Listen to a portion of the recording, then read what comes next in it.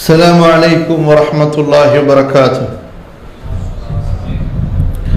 الحمد لله نحمده ونستعينه ونستغفره ونعوذ بالله من شرور أنفسنا ومن سيئات أعمالنا.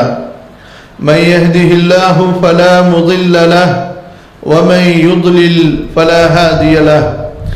أشهد أن لا إله إلا الله وحده لا شريك له وأشهد أن محمدا عبده ورسوله.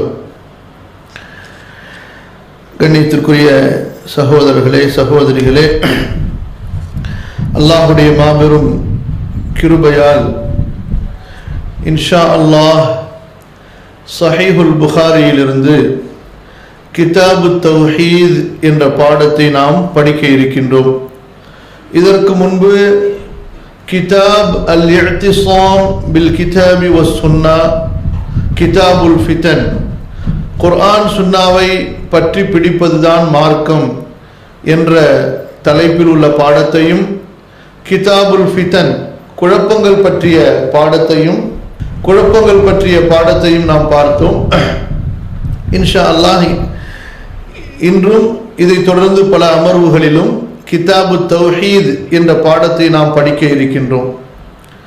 சஹீஹுல் புகாரியுடைய சிறப்பை பற்றி அல்ஹம்துலில்லாஹ் நீங்கள் எல்லோரும் அறிந்திருப்பீர்கள்.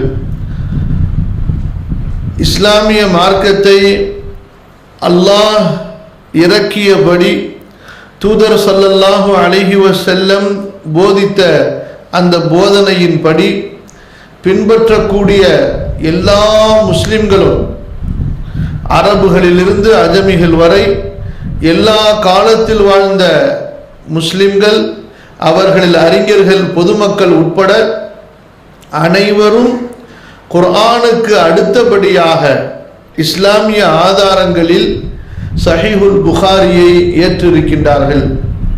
சஹீஹுல் புகாரியிலே வரக்கூடிய அத்தனை ஹதீஸுகளும் உண்மையானவை, நம்ப தகுந்தவை, அறிஞர்களால் ஏற்றுக்கொள்ளப்பட்டவை என்று சான்று வழங்கி இருக்கிறார்கள். அதுதான் முஸ்லிம்களுடைய நம்பிக்கையாக, ஈமானாக இருக்கிறது. இந்த ஹதீஸ் நூலில் இனி ஒருவர் வந்து இந்த ஹதீஸுகளை தரம் பிரிக்கவோ மறு ஆய்வு செய்வதற்கோ எந்த விதமான வழியும் இல்லை, அதற்கு வாய்ப்பும் இல்லை. காரணம், சிலர் சொல்லலாம், இது ஒரே ஒரு அறிஞர் ஆய்வு செய்து அவர் ஒருங்கிணைத்து ஒன்று சேர்த்து தொகுத்த ஹதீஸ் என்பதாக சொல்லலாம். ஆனால் சகோதரர்களே, ஒரு மனிதர் இதை தொகுத்திருந்தாலும் தொகுக்கப்பட்டது சரியாக தொகுக்கப்பட்டிருக்கிறது என்பதற்கு பல லட்ச உலமாக்கள் இதற்கு சான்று வழங்கி இருக்கிறார்கள். புரியுதுங்களா? தொகுத்தது ஒருவராக இருந்தாலும் தொகுக்கப்பட்ட விதமும், தொகுக்கப்பட்ட முறையும், தொகுக்கப்பட்டுள்ள விஷயங்களும் உண்மையானவை என்று அந்த காலத்தில் வாழ்ந்த அறிஞர்களிலிருந்து அதற்கு பின்னால் வந்த அறிஞர்கள் வரை அனைவரும் ஒரு மனதாக ஏற்றுக்கொண்டிருக்கின்ற காரணத்தால் இனி யாராவது வந்து புகாரியிலே குழப்பம் இருக்கிறது, சந்தேகம் இருக்கிறது, இதில் ஏதாவது பிரச்சனை இருக்கிறது, மறு ஆய்வு செய்ய வேண்டும், நாம் நமது சிந்தனையை இதிலே ஈடுபடுத்த வேண்டும், செலவழிக்க வேண்டும் என்றெல்லாம் சொன்னால் சொல்பவருடைய சிந்தனையில் தான் கோளாறு இருக்கிறது, சொல்பவரிடத்தில் தான் பிரச்சனை இருக்கிறது, சொல்பவர் தான் சந்தேகத்திற்குரியவராக இருப்பாரே தவிர இந்த சஹீஹுல் புகாரியிலே சந்தேகங்கள் வருவதற்கு எந்த விதமான வாய்ப்பும் இல்லாதபடி அல்ஹம்துலில்லாஹ் அறிஞர்கள் இதை ஆய்வு செய்து தரம் பிரித்து முழுமையாக ஏற்றுக்கொண்டிருக்கிறார்கள். ஆகவே கண்ணியத்திற்குரியவர்களே, எதற்கு நான் இந்த ஒரு முன்னுரையை உங்களுக்கு மீண்டும் ஒரு முறை அழுத்தமாக சொன்னேன் என்றால், இப்போது நாம் படிக்க இருக்கின்ற பாடம் அவ்வளவு முக்கியமான பாடம். இந்த பாடத்தின் தலைப்பு என்ன? கிதாபு தௌஹீத். தௌஹீத் என்ற பெயரை அல்ஹம்துலில்லாஹ் உங்களிலே கேட்காதவர்கள் இருக்க மாட்டீர்கள். ஆனால் அந்த தௌஹீத் என்ற பெயர் தவறான அர்த்தத்தில் உங்களில் பலருக்கு கிடைத்திருக்கலாம். எந்த அர்த்தத்தின் அடிப்படையில் இப்போது இமாம் புகாரி ரஹிமஹுல்லா அவர்களுடைய ஹதீஸுகளை நாம் பார்க்க இருக்கின்றோமோ, அல்லது தௌஹீத் என்பது குர்ஆன் சுன்னாவுடைய உலமாக்களிடத்தில் என்ன அர்த்தத்தில் பயன்படுத்தப்பட்டதோ அந்த அர்த்தத்தில் தான் நாமும் இன்று பயன்படுத்துகிறோமா என்பதை இன்ஷா அல்லாஹ் பாடத்திற்கு இடையிலே நீங்கள் அறிந்து கொண்டே வருவீர்கள். சரியா? இன்று சில உலமாக்கள், அதாவது உலமாக்கள் என்ற பெயர் உள்ளவர்கள் பேசும்போது தௌஹீதுங்கிற பேர் இவங்களா புதுசா ஏற்படுத்திக்கிட்டது, அப்படிலாம் ஒன்று கிடையவே கிடையாது என்பதாக சிலர் பேசியதாக கேள்விப்படுகிறோம். அப்ப அவங்க சொன்னபடி பார்த்தால், இப்ப இமாம் புகாரிலாம் புதுசா வந்தவங்களா? கிதாபு தௌஹீதுன்னு பேர் வச்சு அவங்க ஒரு கிதாபையே சஹீஹுல் புகாரியில எழுதுறதுக்கு, அல்லது சஹீஹுல் புகாரியை நம்ம போட்ட எடிஷன்ல தான் நம்ம ஏதோ சேர்த்துக்கிட்டோமா? இல்லையே. கிதாபு தௌஹீத் என்ற இந்த தௌஹீதுடைய பெயர் எங்க இருக்கிறது? இமாம் புகாரியுடைய சஹீஹ் கிரந்தத்திலே, அதுவும் இறுதி பாடமாக எதை கொண்டு நூலை முடிக்கிறார்களோ இதோடு நூல் முடிந்து விடுகிறது. வஹி எப்படி ஆரம்பிக்கப்பட்டது என்று ஆரம்பிக்கிற இமாம் புகாரி, இறை நம்பிக்கை என்ற பாடத்தை இரண்டாவதாக வைக்கின்ற இமாம் புகாரி, பிறகு இல்ம் என்ற பாடத்தை மூன்றாவதாக வைக்கிற இமாம் புகாரி ரஹிமஹுல்லா இந்த சஹீஹ் கிரந்தத்தை எதை கொண்டு முடிக்கிறார்கள்? எதை கொண்டு? கிதாபு தௌஹீத், தௌஹீத் என்ற பாடத்தை கொண்டு முடிக்கிறார்கள். அதற்கு முந்தைய பாடம் தான் குர்ஆன் சுன்னாவை பற்றி பிடித்தல். அதற்கு அடுத்தது இந்த பாடம், இந்த பாடத்தோடு நூல் நிறைவுறுகிறது. ஏன் முடிக்கும் போது இந்த விஷயத்தை ஏன் சொல்கிறார்கள் என்றால், பல குழப்பங்கள் இந்த இஸ்லாமிய மார்க்கத்திலே சில அறிவியினர்களால், கல்வி ஞானத்தை அடிப்படையாக தெரியாதவர்களின் மூலமாக ஏற்பட்டதல்லவா? அவர்களின் மூலமாக ஏற்பட்ட குழப்பங்களில் மிக முக்கியமான குழப்பம் இந்த தௌஹீதுடைய விஷயத்தில் ஏற்பட்டது. நிறைய குழப்பம் செய்தார்கள் இஸ்லாமிய மார்க்கத்திலே.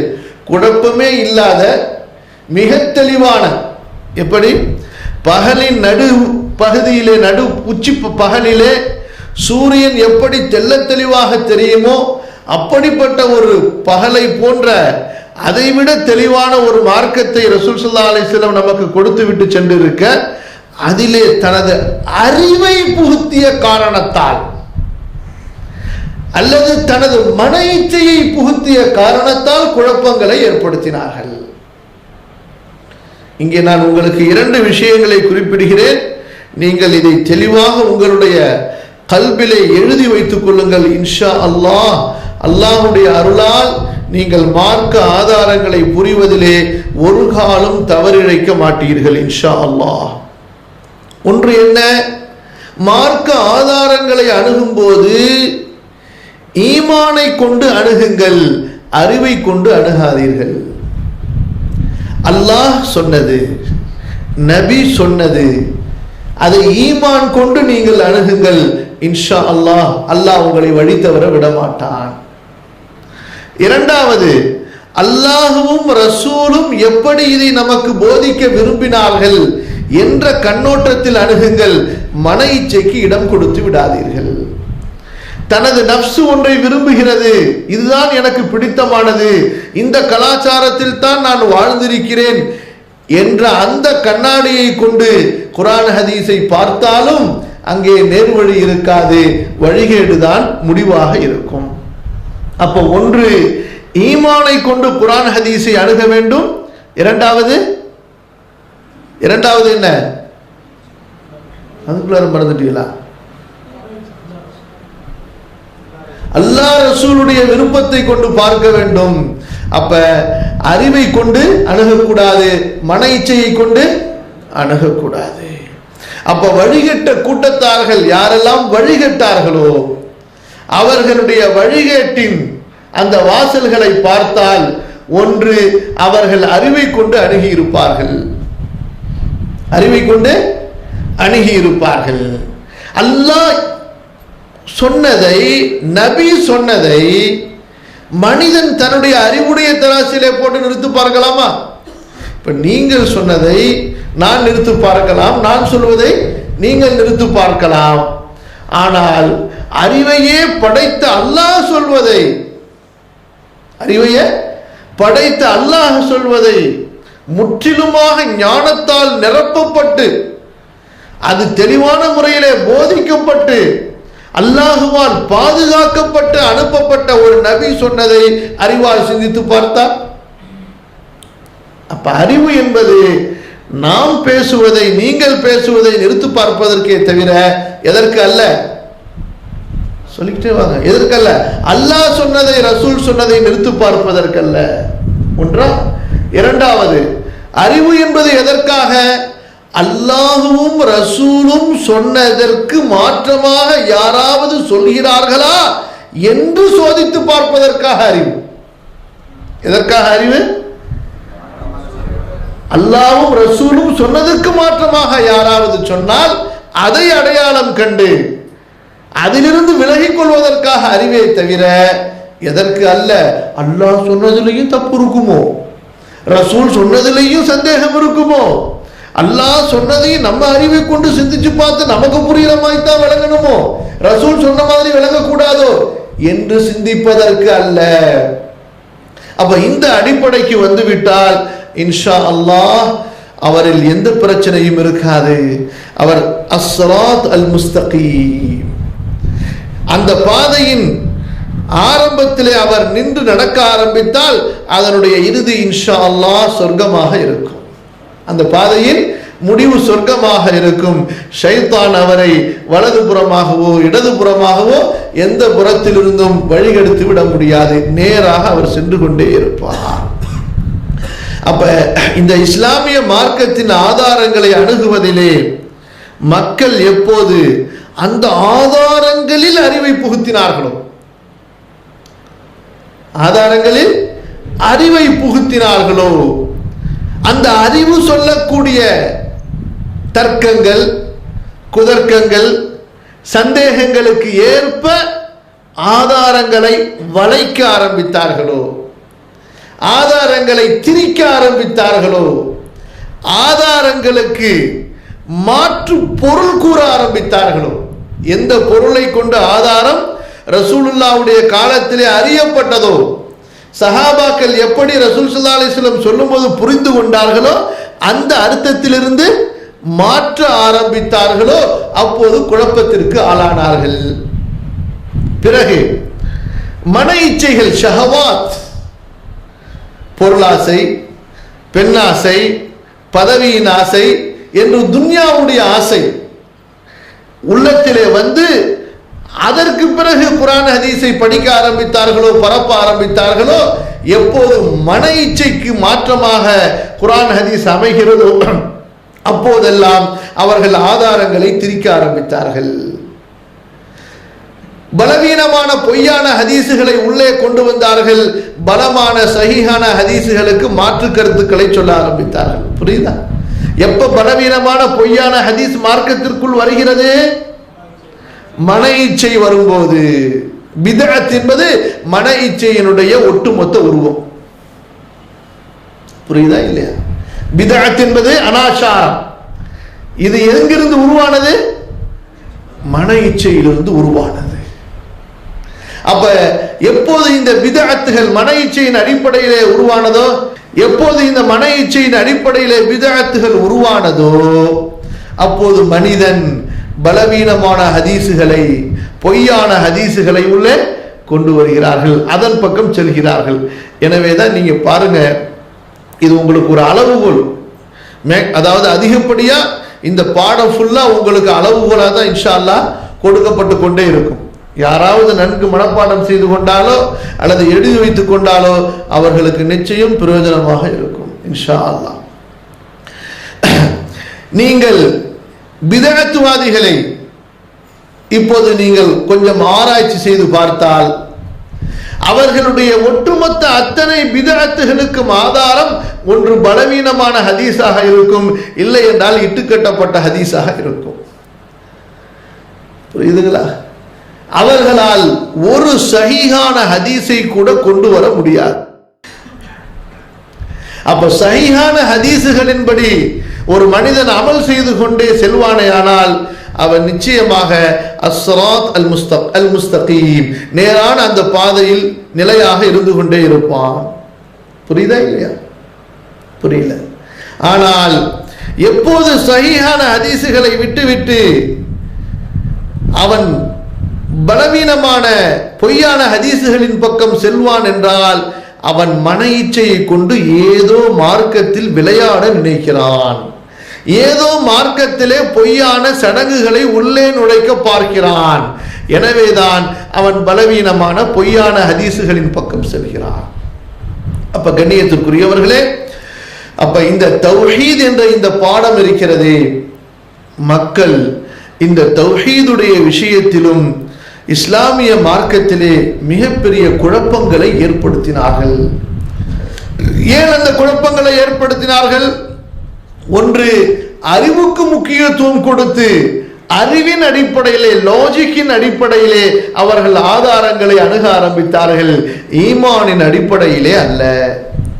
இரண்டாவது, மன இச்சையின் அடிப்படையிலே இந்த தௌஹீதை அணுகினார்கள், அப்போதும் அவர்கள் வழிகட்டார்கள், குழப்பங்களை ஏற்படுத்தினார்கள். இப்போ நம்ம பாடத்துக்குள்ளார போயிட்டோம். இதெல்லாம் வந்துச்சு உங்களுக்கு இன்ஷா அல்லாஹ். கடைசியாக சொல்ல பாருங்க, தௌஹீதுடைய பாடத்திலும், புரியுதா? முன்னாடி பொதுவாக சொல்லிட்டோம், இப்போ நம்ம பாடத்துக்குள்ளார போறோம்னு சொன்னோமா இல்லையா? தௌஹீதுடைய பாடத்திலும் எதிரே கருத்து வேற்றுமையோ வரக்கூடாதோ, லா இலாஹ இல்லல்லாஹ், அல்லாஹ்வுடைய விஷயம் எது, அந்த தௌஹீதுடைய பாடத்திலும் ஒன்று அறிவை முன்னிறுத்தி ஆதாரங்களை அணுகிய காரணத்தினாலும், லாஜிக்கை முன்னிறுத்தி ஆதாரங்களை அணுகிய காரணத்தினாலும், இரண்டாவது மன இச்சையின் அடிப்படையிலே ஆதாரங்களை அணுகிய காரணத்தினாலும் இந்த தௌஹீதுடைய விஷயங்களிலும் குழப்பங்களை ஏற்படுத்தினார்கள். இப்ப புரிஞ்சுச்சுங்களா? பொதுவா மார்க்கத்தில் எந்தெந்த அடிப்படைகளில் குழப்பங்களை ஏற்படுத்தினாங்களோ அதே போலதான் இந்த தௌஹீதுடைய விஷயங்களையும் இந்த ரெண்டு காரணத்தினால மக்களை குழப்பினார்கள், அவர்களும் குழம்பினார்கள். ஒன்று என்ன? ஈமானை விட்டு அக்கல், லாஜிக், அந்த அடிப்படையிலே போனார்கள். இன்றும் இந்த பிரச்சனை அதிகமாக இருக்கிறது. அங்கங்க நம்ம இன்ஷா அல்லாஹ் உங்களுக்கு சுட்டி காண்பித்துக் கொண்டு வருவோம். அதே போல மன இச்சை, தனது மன விருப்பத்திற்கு ஏற்ப.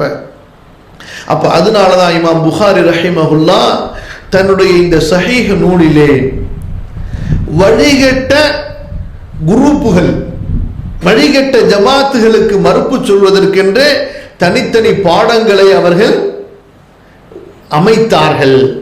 அந்த அடிப்படையிலே தௌஹீதுடைய விஷயத்திலே வழிகட்டவர்களுக்கு மறுப்பு சொல்வதற்காகவே இந்த பாடத்தை அமைத்து இந்த பாடத்தை இறுதியாகவும் அமைத்தார்கள்.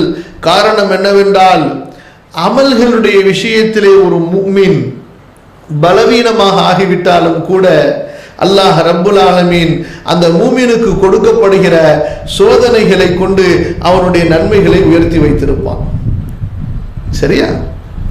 அமல்களிலே ஏற்படக்கூடிய பலவீனங்கள், ஃபர்துகள் சரியா இருக்கு, நஃபில்கள்ல, சுன்னத்துகள்ல, வேற வேற விஷயங்கள்ல ஏற்படக்கூடிய பலவீனங்களை அல்லாஹ் ரப்புல் ஆலமீன் அந்த மூமினுக்கு கொடுக்கப்படுகிற சோதனைகளை கொண்டு அல்லாஹ் நிவர்த்தி செய்து வைத்திருப்பான். ஆனால் சகோதரர்களே, ஈமானிலே குழப்பம் ஏற்பட்டு விட்டால், ஈமானிலே வழிகேடு ஏற்பட்டு விட்டால் எதை கொண்டும் நிவர்த்தி செய்ய முடியாது, எதை கொண்டும் நிறைவு செய்ய முடியாது. அப்படியே மார்க்கத்தை விட்டு விலகி விடுவார்கள். ஆகவேதான் அஹ்லுஸ் சுன்னா வல் ஜமாஅ என்ற அந்த நேர்வழி பெற்ற நம்பிக்கைக்குரிய அந்த மக்களை தவிர யாரெல்லாம் எப்படியெல்லாம் வழிகட்டார்கள், வழி தவறினார்கள் என்பதை இந்த பாடம் முழுக்க அவர்கள் சொல்லிக்கொண்டே வருவார்கள் ஹதீசுகளின் வாயிலாக. புரியுதுங்களா? அப்ப இந்த பாடத்தை ஆரம்பிக்கும் போதே இமாம் அவர்கள் எப்படி ஆரம்பித்திருக்கிறார்கள் என்றால், கிதாபு தௌஹீத் வர்ரத் அலல் ஜஹ்மியா, தௌஹீதுடைய பாடம், இன்னும் ஜஹ்மியா என்ற கூட்டத்திற்கு மறுப்புடைய பாடம். அப்ப ஜஹ்மியா என்ற ஒரு வழிகட்ட கூட்டத்தார்கள் இருந்தார்கள், அவர்களுக்கு மறுப்பும் இங்கே சொல்லப்படும். சரியா? இப்ப உங்களுக்கு நான் சுருக்கமாக சொல்கிறேன், கவனத்தில் வையுங்கள். இஸ்லாமிய வரலாற்றிலே ஆரம்ப காலத்திலே வழிகேட்டை மார்க்கெட்டிங் செய்த, இப்படி நன்மையை அல்லாஹ் ரசூலும் மார்க்கெட் பண்ண சொன்னா இவர்கள் எதை மார்க்கெட்டிங் செய்தார்கள்? வழிகேட்டை மார்க்கெட்டிங் செய்தார்கள். அந்த குரூப்புகளிலே முதன்மையான குரூப்பாக ஹவாரிஜ், சொல்லுங்க, அல்லது ஹாரிஜா என்று சொல்லப்படும், ஹாரிஜியா, ஹவாரிஜ் என்ற ஒரு குரூப். அதிலிருந்து கொஞ்சம் வித்தியாசம் உள்ள முஅ்தஸிலா, சொல்லுங்க, ஒன்று ஹாரிஜியா, இரண்டாவது முஅ்தஸிலா என்ற இந்த இரண்டு கூட்டத்தார்கள். இவர்கள் முக்கியமானவர்கள். பிறகு அவர்களுக்கு அடுத்து ஷியா, சொல்லுங்க, ராஃபிதா அல்லது ஷியா என்று சொல்லப்படுகிற இந்த மூன்றாவது குரூப். நான்காவது கதரியா, சொல்லுங்க, கதரியா. ஐந்தாவது முர்ஜியா. இந்த 5 வகையான குரூப்புகள் மக்களுக்கு மத்தியிலே வழிகேட்டை மார்க்கெட்டிங் செய்து கொண்டிருந்தார்கள். சொல்லால் செய்தார்கள், புத்தகங்களால் செய்தார்கள், சமய சந்தர்ப்பம் கிடைத்தால் வாளை கொண்டும் செய்தார்கள். மக்களை பலவந்தப்படுத்தியும் தனது கருத்தை எதிர்ப்பவர்களை கொன்று குவித்தும் அவர்கள் தங்களது கருத்துக்களை பரப்பிக் கொண்டிருந்தார்கள். ஹாரிஜியா, முஅ்தஸிலா, ராஃபிதா அல்லது ஷியா, கதரியா, முர்ஜியா. இப்ப நம்ம இந்த பாடத்துல இந்த முர்ஜியா என்ற கூட்டம் எப்படியெல்லாம் மார்க்கத்திலே விளையாடினார்கள் என்பதை நாம் இங்கே அங்கங்கே இமாம் புகாரியுடைய அந்த விளக்கத்தின் அடிப்படையில் சொல்லிக்கொண்டே வருவோம். சரி, இப்போ உங்களுக்கு ஒரு கேள்வி இந்த நேரத்தில் எழலாம். சரி ஹசரத்து, தௌஹீதுன்னு சொன்னீங்க, அது தெரிஞ்சுக்க வேண்டியதுதான். ஆரம்பத்திலேயே சொன்னீங்க தௌஹீதுங்கிற பேரு பல அர்த்தத்தில் நமக்கு கிடைச்சிருக்குது, அதனுடைய உண்மையான அர்த்தம் என்னன்னு சொல்லி இப்போ புகாரிலிருந்து நம்ம படிக்க போறோம்னு சொல்லிட்டு சரி, இன்ட்ரெஸ்டாக தான் இருக்குது.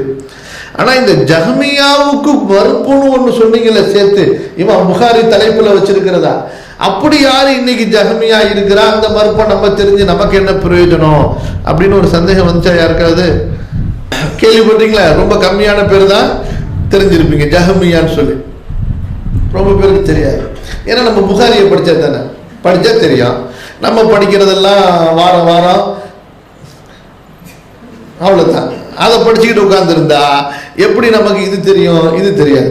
இப்ப ஜஹ்மியா என்றால் யார் என்று சொன்னால், இன்றைய காலத்தில் பெரும்பாலான மக்கள் அறிந்தோ அறியாமலோ அந்த நம்பிக்கையில் தான் இருக்கிறார்கள். அல்லாஹ் அவர்களை நேர்வழிப்படுத்துவானா?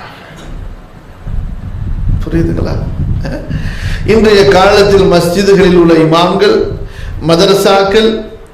மதரசாக்களில் உள்ள ஆசிரியர்கள் பலர் அறிந்தோ அறியாமலோ பலர் அறியாமையில் இருப்பது உண்மையாக தெரிகிறது. பேச போகும்போது இப்படிலாம் இருக்குதா, இமாம் புகாரி அதுக்கு மறுப்பு சொல்லியிருக்கிறாங்களா என்று அவர்கள் கேட்கக்கூடிய அந்த நிலையை பார்த்தால் பலர் அறியாமையிலே அந்த கொள்கையில் இருக்கிறார்கள். புரியுதுங்களா? அப்ப என்ன ஆகிவிட்டது என்று சொன்னா, இமாம் புகாரி ரஹிமஹுல்லாவுடைய காலகட்டத்தில் இந்த முர்ஜியாக்களுடைய அந்த கலபா, அவர்களுடைய அந்த ஆதிக்கம், இன்னைக்கு எப்படி தௌஹீதுங்கிறது ஒட்டுமொத்தமா யாருக்கோ குத்தகைக்கு கொடுக்கப்பட்ட மாதிரியும், அவங்க யாரை டிக்ளேர் பண்றாங்களோ அவங்க தான் தௌஹீதுவாதி, அவங்க ஏத்துக்காதவங்கெல்லாம் தௌஹீதுவாதி இல்லை என்பதை போன்றோம். அதே போல சலஃபி என்பதெல்லாம் ஒட்டுமொத்தமா யாருக்கோ சொந்த மாதிரியும், அவங்க யாரெல்லாம் ஏத்துக்கலையோ அவங்கெல்லாம் சலஃபி இல்லை என்று ஏதோ ட்ரேட்மார்க் வச்சிருக்கிற மாதிரி, லைசன்ஸ் வாங்குற மாதிரி அந்த காலத்துல மக்களை ஏமாற்றி கொண்டிருந்தார்கள் இந்த ஜஹ்மியா கூட்டத்தார்கள்.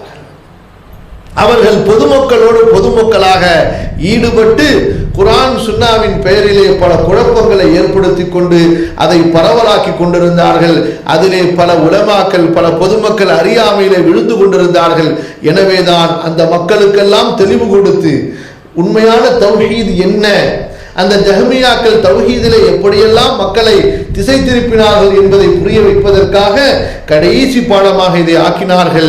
ஏனென்றால் ஈமானிலே தௌஹீதிலே வழிகேடு என்பதை அல்லாஹ் ஒரு காலம் ஏற்றுக்கொள்ள மாட்டான்.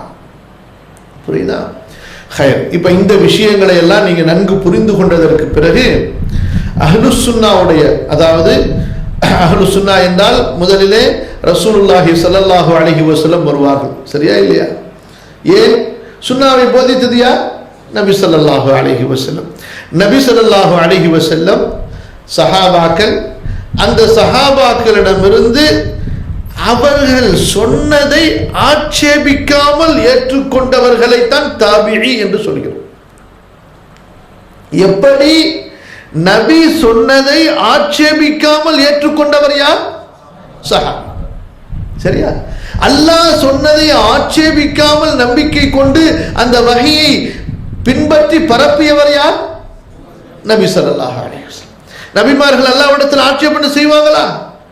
செஞ்சா என்ன ஆகும்? உங்களுக்கு முன்னாடியே பல தடவை சொல்லியிருக்கிறோம். ஒரு தடவை நூஹ் அலைஹிஸ்ஸலாத்து வஸ்ஸலாம் கேட்டுட்டாங்க அல்லாஹ்ட்ட. என்ன கேட்டாங்க? யா அல்லாஹ், என் குடும்பத்தை நீ பாதுகாக்கிறேன்னு சொன்ன, என் மகனும் என் குடும்பத்தை சேர்ந்தவன் தானே அப்படின்னு சொல்லி அவன் அழியும் போது கேட்டாங்க. அல்லாஹ் என்ன சொன்னான்? நூஹே, உனக்கு அறிவில்லாதது என்னிடத்திலே கேட்காதே. அல்லாஹ் அக்பர். நூஹ் அலைஹிஸ்ஸலாம் பயந்து விட்டார்கள். அல்லாஹ்விடத்திலே மன்னிப்பு கேட்டார்கள். யா அல்லாஹ், நான் செய்த தவறுக்காக மன்னிப்பு கேட்கிறேன், இனி அப்படி கேட்க மாட்டேன். சரியா? இப்ராஹிம் அலைஹிஸ்ஸலாத்து வஸ்ஸலாம் அல்லாஹ்விடத்தில் கேட்டார்கள், யா அல்லாஹ், மௌத்தானவர்களை எப்படி உயிர்ப்பிப்பா என்று நீ எனக்கு காட்டுன்னு கேட்டாங்க.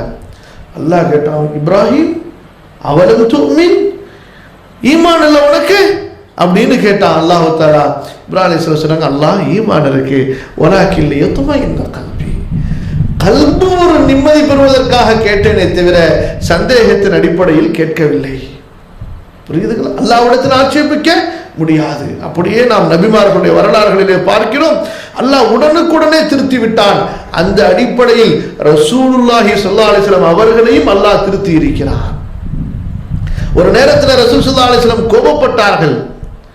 அல்லாஹ் தஆலா வசனம் இறக்கினான், லைஸ லக மினல் அம்ரி ஷைஉன், நபியே, அதிகாரம் உமக்கு அறவே கிடையாது. அல்லாஹ் நாடினால் மன்னிப்பான், நாடினால் வேதனை செய்வான். நீங்க எதையுமே என் மீது வற்புறுத்த முடியாது, அதிகாரம் உங்களுக்கு கிடையாது. உடனே ரசூல் ஸல்லல்லாஹு அலைஹி வஸல்லம் அல்லாஹ்விடத்திலே மன்னிப்பு கேட்கிறார். புரியுதுங்களா? அப்ப திரும்ப விஷயத்துக்குள்ளார போவோம். அல்லாஹ் சொன்னதை அப்படியே நம்பிக்கை கொள்பவர் யார்? அந்த வஹியை ஏற்று வஹி யார் மீது இறக்கப்படுகிறதோ அவங்க நபி, ரசூல். சரியா? நபிமார்கள் அல்லாஹ் மேல ஆட்சேபிக்க மாட்டார்கள். மலக்குகளும் அப்படித்தான்.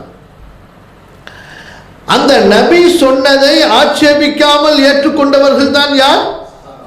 சஹாபாக்கள். அவங்க தான் நபியுடைய தோழர்களாக இருப்பார்கள்.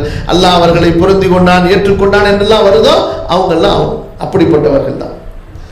யாராவது நபியிடத்தில் கேள்வி கேட்டா கிராஸ் கொஸ்டின், அல்லாஹ் சொல்றான், அத்துரீதூன அன் தஸ்அலு ரசூலக்கும் கமா சுஇல மூசா, இஸ்ரவேலர்கள் மூசாவிடத்திலே கிராஸ் கொஸ்டின் கேட்ட மாதிரி நீங்க நபி இடத்திலே கிராஸ் கொஸ்டின் கேட்க போறீங்களா?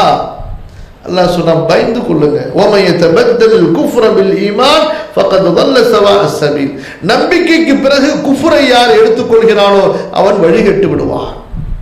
அப்ப கிராஸ் கொஸ்டின் கேட்கிறத அல்லாஹ் குஃப்ர் என்று சொல்கிறான். அல்லாஹ் என்ன சொல்கிறான்? குஃப்ர் என்று சொல்கிறான். அப்ப எதுக்கு இந்த விஷயத்தை சொல்றேன்னு சொன்னா, ஒரு விஷயத்தை நான் உங்களுக்கு சும்மா சொல்லல, எதுக்காக வேண்டி சொல்றேன்னு சொன்னா, கொஞ்சம் கொஞ்சம் கொஞ்சம் கொஞ்சமா நம்முடைய ஈமான் என்ற அந்த கட்டிடம் தகர்க்கப்பட்டு கடைசியில் இப்ப அஸ்திவாரமே அடியோடு தோண்டி எடுக்கப்பட்டு கொண்டிருக்கிறது. புரியுதா? நம்முடைய ஈமான், அதாவது பொதுமக்களுடைய ஈமான தௌஹீத் என்ற பிரச்சாரத்துல அல்லது வேறு சில பிரச்சாரத்துல தகர்க்கப்பட்டு இப்ப எது தகர்க்கப்பட்டு கொண்டு இருக்கு? எது? மேல உள்ள கட்டடத்தெல்லாம் இடிச்சாச்சு, இப்ப அஸ்திவாரத்தையே நோண்டி எடுத்துக்கொண்டு இருக்கிறார்கள். அல்லாஹ் பாதுகாப்பானாக. அப்ப நபியை நம்பிக்கை கொள்வது என்பது, நபி உண்மையானவர், அல்லாஹ் சொன்னதை மீறி அவர் எதையும் சொல்ல மாட்டார் ஸல்லல்லாஹு அலைஹி வஸல்லம். சரியா? அடுத்து சஹாபாக்களை எப்படி ஏற்றுக்கொள்ள வேண்டும்? நபி சொன்னதை அப்படியே கூடுதல் குறைவில்லாமல் நம்பிக்கை கொண்டு ஏற்று அதை அப்படியே ஒப்படைத்தவர்கள் சஹாபாக்கள். இதான் குர்ஆனை நீங்க ஏற்றுக்கொண்டீர்கள் என்றா சஹாபாக்களை இப்படித்தாங்க நீங்க ஏத்துக்கணும். நான் குர்ஆனை ஏத்துப்பானா சஹாபாக்களை இந்த அளவுகளில் ஏத்துக்க மாட்டேன்னு சொன்னா நீங்க குர்ஆனையே ஏத்துக்கல. புரியுதா? ஏன்? இந்த குர்ஆனை பாதுகாத்தவர்களும் அவர்கள் தான். யாரு? சஹாபாக்கள் தான். ஹதீஸை பாதுகாத்தவர்களும் அவர்கள் தான். அவர்களை கொண்டுதான் அல்லாஹ் பாதுகாத்தான். அவர்களிடமிருந்து தான் நமக்கு எடுத்து சொல்லப்பட்டது. அப்ப எடுத்து சொல்லப்பட்ட குர்ஆன் ஹதீஸை பிரிச்சு சஹாபாக்களை தனியா பிரிச்சு இந்த தீனிலே பார்க்க முடியாது. நாம் சஹாபாக்கள் என்று சொல்லும்போது அந்த ஜமாஅத்தை சொல்லுவோம். அதில் யாராவது ஒரு சிலர் தவறு செய்திருக்கலாம், அந்த தவறு திருத்தப்பட்டிருக்கும்.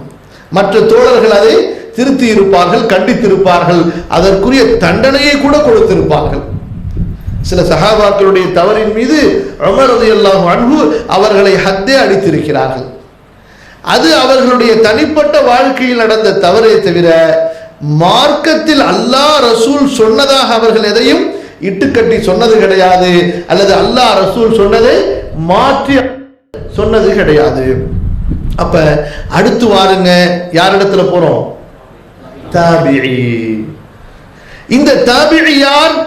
சஹாபாக்களிடத்திலிருந்து கல்வி கற்று சஹாபாக்களால் அங்கீகரிக்கப்பட்டு சஹாபாக்களிடத்திலே ஆட்சேபனை செய்யாத நம்பிக்கைக்குரிய மாணவர்கள். இந்த மூன்று விஷயங்களை ரசூலுல்லாஹ், சஹாபாக்கள், தாபிஈன்கள், ஒரு சில அறிவிப்புகளில் தபிஉ தாபிஈன்களும் வருவாங்க. இப்ப இந்த அடிப்படையில் நீங்கள் தீனை பார்த்தால்தான் குர்ஆன் ஹதீஸ் சொல்லக்கூடிய அல்லாஹ் இறக்கிய தீனை நீங்கள் அறிந்து கொள்ள முடியும், அந்த தீனை நீங்கள் பெற்றுக்கொள்ள முடியும். நபி அவர்கள் சொன்னார்கள் ஸல்லல்லாஹு அலைஹி வஸல்லம், கைருல் குரூனி கர்னி ثم الذين يلونهم ثم الذين يلونهم. காலத்தில் சிறந்த காலம் எனது காலம், பிறகு அதற்கு அடுத்து வரக்கூடிய காலம், அதற்கு அடுத்து வரக்கூடிய காலம். அப்ப சிறந்த காலம் என்று சொல்லப்பட்டதிலே யார் சிறந்தவர்களாக இருந்தார்களோ அவர்கள்தான் நமக்கு முன்னோடிகள். அவர்களை கொண்டுதான் இந்த தீனை அணுக வேண்டுமே தவிர அந்த காலத்திற்கு பின்னால் வந்தவர்கள் ஏற்படுத்திய குழப்பங்களை கொண்டு, சந்தேகங்களை கொண்டு நாம் மார்க்கத்தை அணுகினால் நேர்வழி பெற முடியாது. புரியுதுங்களா?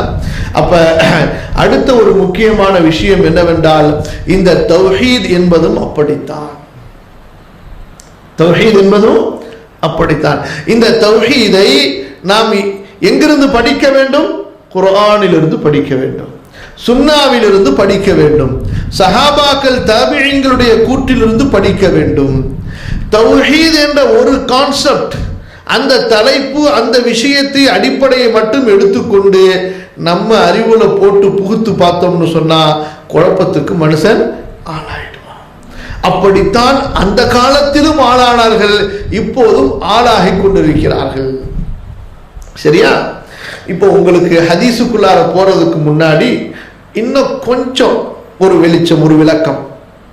ஏன்னா அது சொன்னாதான் உங்களுக்கு அடுத்த ஹதீஸ்ல ஏன் இவ்வளவு இமாம் புகாரி ஆழமா அழுத்தமா சொல்லிக்கிட்டே போறாங்கன்னு சொல்லி புரிய வரும். முதல்ல ஒரு வீட்டை சுத்தம் பண்றதா இருந்தா என்ன செய்யணும்? இப்போ ஒரு வீடு பூட்டி கிடக்குது, அந்த வீட்டை சுத்தம் பண்ணணும். அதுக்கு என்ன செய்யணும்? அங்க போய் முதல்ல அதை கூட்டணும். அங்க இருக்கிற அழுக்குகள், ஒட்டடைகள் எல்லாம் அடிச்சு சுத்தமா எடுத்ததுக்கு பிறகு அப்புறம் கழுகி விடணும். அப்புறம் சாமானெல்லாம் உள்ள கொண்டு வந்து இப்படித்தானே செய்யணும். அல்லது மொத்தமா சாமான்லாம் கொண்டாந்து வச்சுக்கிட்டு அதுக்கப்புறமா சுத்தம் பண்ணா என்ன ஆகும்? நல்ல சாமான சேர்ந்து குழம்பி போயிடும். சரிங்க. அல்லாஹுவை எதை கொண்டு நாம் அறிந்து கொண்டோம்? அல்லாஹ்வுடைய தூதர்களை கொண்டு அறிந்து கொண்டோம். தூதர்கள் அல்லாஹ்வின் பக்கம் அறிந்தார்கள், அல்லாஹ்வின் பக்கம் அழைத்தார்கள், அதற்குரிய சான்றுகளை சொன்னார்கள். அந்த சான்றுகள் புரியும்படியாக இருந்தது.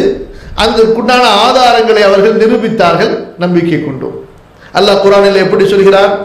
மூமின்களை பற்றி இன்னனா சமிஅனா முனாதியை யுனாதி லில் ஈமான் அன் ஆமினு பிரப்பிக்கும் ஃபஆமன்னா. மூமின்கள் எப்படிப்பட்டவர்கள்? அவர்கள் அல்லாஹ்விடத்திலே சொல்வார்கள், யா அல்லாஹ், ஈமானின் பக்கம் அழைக்கக்கூடிய அழைப்பாளரை நாங்கள் செவிமடுத்தோம். ஒரு அழைப்பாளர் ஈமான் கொள்ளுங்கள் என்று எங்களுக்கு சொன்னார். ஃபஆமன்னா, நாங்கள் நம்பிக்கை கொண்டோம், எனவே எங்கள் பாவங்களை எங்களுக்கு மன்னித்துத்தான். அப்ப நபி வராம அல்லாஹ்வை அறியவே முடியாது. புரியுதா இல்லையா? யாராவது ஒருத்தர் வெறும் அறிவை கொண்டே அல்லாஹ்வை விளங்கிக்கலாம்னு சொன்னா அந்த ஆளை தூக்கி முதல்ல குப்பையில போட்டுருவாங்க. இவர் அடுத்து வேற இன்னொன்னையும் சொல்ல போறாருன்றத புரிஞ்சுக்குங்க. என்ன சொல்றாரு? அந்த அல்லாஹ்வுடைய ஆதாரங்களை நம்ம அறிவை கொண்டு சிந்திச்சு பார்க்கணும் அப்படின்னு அடுத்து சொல்ல வருவார். எப்படி? ஏனென்று சொன்னா, இப்ப வாங்க, அந்த காரிஜியா முஅத்தஸிலான ஒரு குரூப் சொன்ன பத்திங்களா, இவங்க செஞ்ச வேலை இதாங்க. இறை தூதர்கள் தேவையே இல்லை, அது சும்மா அல்லாஹ் ஒரு இதுக்கு தான் அனுப்புனா, அறிவு ஒன்றே போதுமானது அல்லாஹ்வை அறிந்து கொள்வதற்கு அப்படிங்கிற ஒரு அடிப்படையை கொண்டு வந்தார்கள். இதுவே எவ்வளவு முரண்பாடா போயிருச்சு.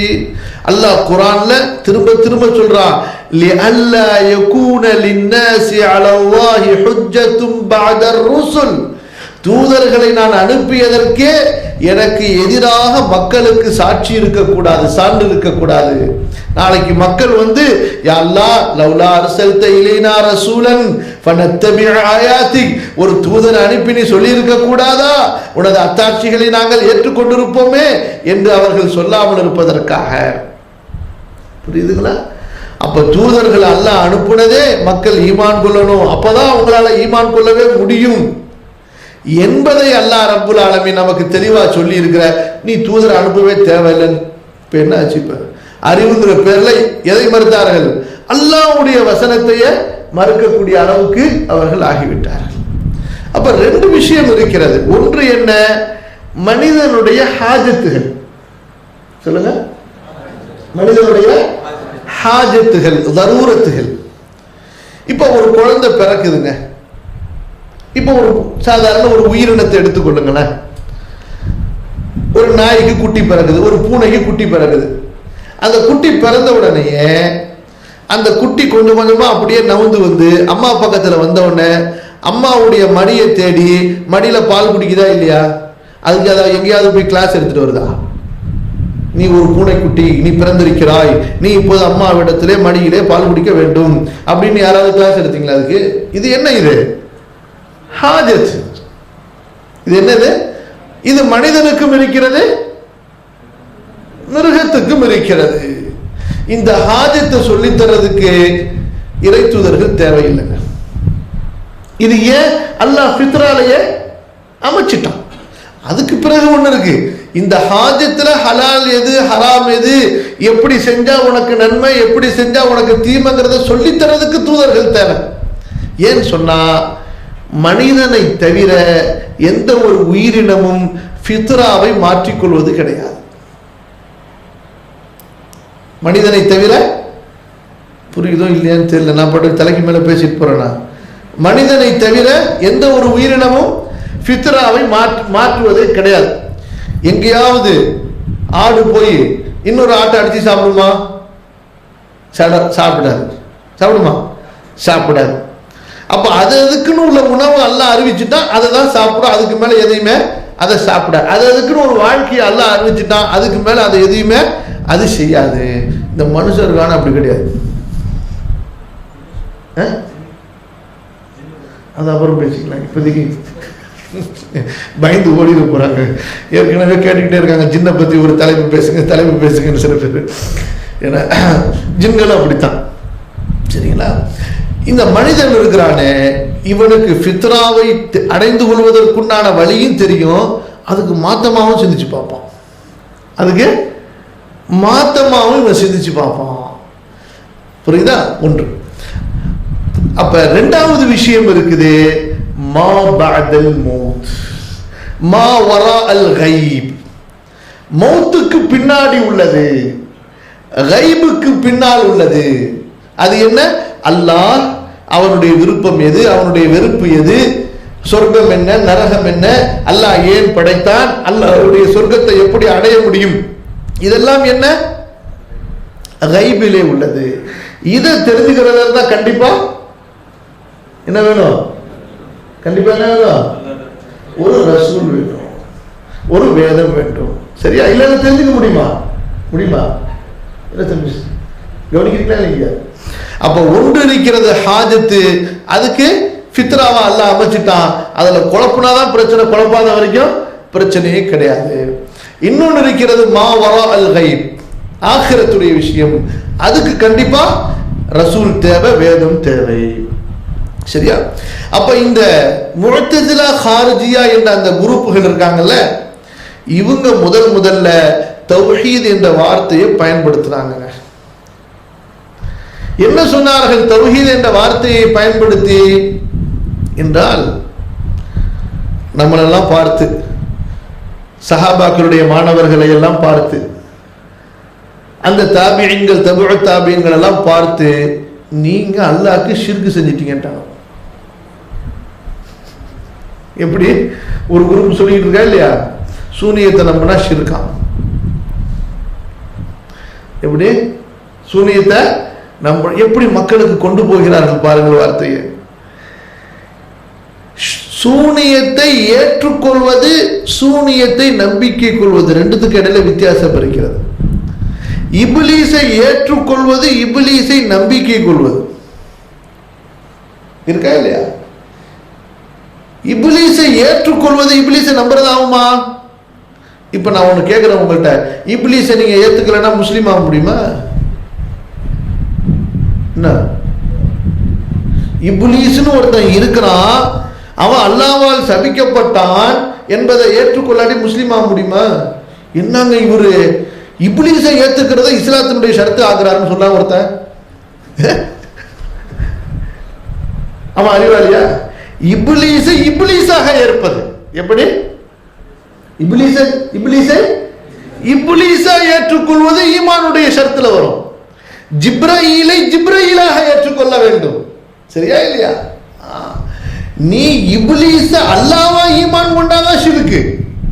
அல்லாஹ்வுடைய தாக்கத்து இப்லீஸுக்கு இருக்குன்னு சொன்னா அது இப்லீஸ் வழிபாடு. அது அப்ப ஷிர்க்கை ஏற்றுக்கொள்வது என்பது வேறு, ஷிர்க்கை நம்பிக்கை கொள்வது என்பது வேறு. ஒரு ஹதீஸ் ஒண்ணு சொல்லுவாங்க பாருங்க, ஷிர்கை 3 பேர் சொர்க்கத்துக்கு போக மாட்டாங்க, அதுல பாருங்க முக்மினும் பி சிஹரின், சிஹரை நம்பிக்கை கொண்டவர் அப்படிங்கிற வார்த்தை வருது. முதல்ல அவங்க சொல்லக்கூடிய அந்த ஹதீஸே பலவீனமானது. ஊர் உலகத்துக்காரங்க சஹீஹான ஹதீஸ் சொன்னாலே அந்த சஹீஹான ஹதீஸையே பலவீனமாக்க முயற்சி பண்ணுவாங்க. ஆனா ஒட்டுமொத்தமா எல்லாரும் பலவீனமானதுன்னு சொன்ன ஹதீஸ அவங்களுக்கு தோது வந்த உடனே கொண்டு வருவாங்க. முன்னாடி நான் என்ன சொல்லியிருக்கிறேன் உங்களுக்கு, மனைச்சியை பின்பற்றக்கூடியவர்கள் எல்லாம் என்ன செய்வார்கள்? பலவீனமான ஹதீஸை கொண்டு வருவார்கள். சரி, அப்படி அந்த ஹதீஸ் பலவீனமானது. அதற்கு பிறகு அந்த இடத்துல முக்மின் என்ற வார்த்தை இருக்கிறது, முக்கிர் என்ற அர்த்தத்தில் பயன்படுத்தப்படுகிறது. ஏன்னா ஈமான் என்பதற்கு இன்னொரு அர்த்தம் என்ன? இக்ரார், ஏற்றுக்கொள்வது. புரியுதுங்களா? அந்த மன்னிக்கணும், அந்த இடத்துல முக்மின் என்ற வார்த்தை இருக்கிறது, முசத்திக் என்ற அர்த்தத்தில் பயன்படுத்தப்படுகிறது. எப்படி அல்லாஹ்வுக்கு சக்தி இருக்கு என்று நம்புவதை போல அந்த சூனியத்துக்கு தனிப்பட்ட சக்தி இருக்கிறது இப்லீஸை கொண்டு, அல்லாஹ்வுடைய நாட்டம் இல்லாமல் சூனியத்தால் செய்ய முடியும் என்று நம்புறது. அதுதான் அங்க சொல்லப்படுகிறதே தவிர அல்லாஹ் படைத்த படைப்புகளில் உள்ள ஒன்று சூனியம் என்று ஏற்றுக்கொள்வதை பற்றி அங்கே சொல்லப்படவில்லை. புரிஞ்சுச்சுங்களா?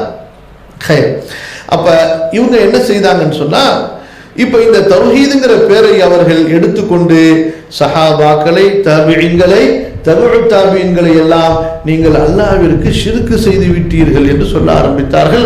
நாங்க தான் ஒரிஜினல் தௌஹீது, எங்களுக்கு மட்டும்தான் சொல்ல ஆரம்பிச்சாங்க. அது என்னமோ தெரியலங்க, அந்த காலத்துல இருந்து இப்படி ஒரு பிரச்சனை இருக்குன்னு சொன்னா அப்ப எங்க இவங்க பாடம் படிச்சிருக்காங்க நம்ம புரிஞ்சுக்க வேண்டியது. என்னப்பா பிரச்சனை கேட்க ஆர்வமா இருக்கிறீங்க, நீங்க எல்லாம் இருக்கிறீங்களா இல்லையா? பாருங்க, நம்ம அல்லாஹ்னு சொல்றோம். இப்போ உதாரணத்துக்கு பிஸ்மில்லா சொல்றோம். அப்ப பிஸ்மில்லா ஓதும்போது எப்படி சொல்றோம்? பிஸ்மில்லாஹிர் ரஹ்மானிர் ரஹீம். அல்லாஹ்னு சொல்லும்போது எதை சொல்றோம்? ரஹ்மான் வருது. அப்புறம் என்ன வருது? ரஹீம் வருது. அப்புறம் சூரத்துல் ஃபாத்திஹாக்குள்ளார போகும்போது அல்ஹம்துலில்லாஹி ரப்பில் ஆலமீன், திரும்ப ரஹ்மான் அர் ரஹீம் மாலிகி யௌமித்தீன் வருதா? அந்த மாதிரி குர்ஆன்ல நீங்க திறந்து படிக்கும்போது சமீஅ் நன்கு கேட்கக்கூடியவன், பசீர் நன்கு பார்க்கக்கூடியவன், ஹாலிக் படைப்பாளன், முஹ்யி உயிர்ப்பிக்கக்கூடியவன், முமீத் மரணத்தை கொடுக்கக்கூடியவன், நாடியதை செய்யக்கூடியவன், ஆற்றல் உள்ளவன் என்றெல்லாம் அல்லாஹ்வுடைய சிஃபத்துகள் சொல்லப்படுதுல. இதெல்லாம் அல்லாஹ்வுடைய சிஃபத்துன்னு நம்புறது ஷிர்க்குன்றானோ. இதெல்லாம் நீங்க அல்லாஹ்வை மட்டும் ஏத்துக்கிட்டா தாங்க மூமினு. குர்ஆன்ல அல்லாஹ் ரஹ்மான்னு சொல்றானப்பா, அல்லாஹ் ரஹீம்னு சொல்றானப்பா. இதுக்கு நபி ஸல்லல்லாஹு அலைஹி வஸல்லம் இதை போதிக்கும் பொழுது, சஹாபாக்கள் இதை போதிக்கும் போது அப்படித்தானே போதிச்சாங்க. எதுவுமே அதுக்கு மாத்தமான ஒரு விளக்கத்தை சொல்லலையே. அப்படின்னு சொன்னா அவங்க சொல்லலைனாலும் நம்மளா புரிஞ்சுக்கணும். எப்படி இன்றைக்கு அதே வார்த்தை தான் பாருங்க, அப்படியே பேட்டனா ஒத்து வருது பாருங்க.